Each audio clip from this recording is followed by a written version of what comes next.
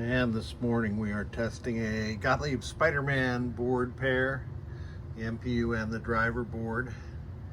And we're in display test right now. Very hard to video this, but you can see that it's working correctly. And the ones is the critical digit because it gets created differently from every other one. So that is the end of, well, I'm going to call that the end of display test. And I'll jump to test 20, which is the memory test. And it should come up with 99. Perfect. Now let's jump, if we can, to test 16, which is solenoid and lamp test. It'll blink this one twice, and then over here to blink twice, and then it starts lamp test. And it'll chase around like that until I advance the test to test 17, and then we're going to test the solenoids. It'll skip solenoids 3, 4, and 6, I think. No, because those are coin counter solenoids. Let me do that again.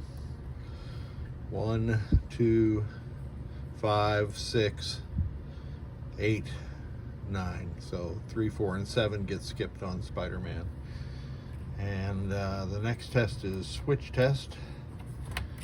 So let me precariously swing this closed again. Very bad habit there. So we're in switch test. I really ought to finish my System 80 bench, but I just haven't been able to. 77 does something odd in Spiderman, so I'll test row 7 and column 7, and they're both operating correctly.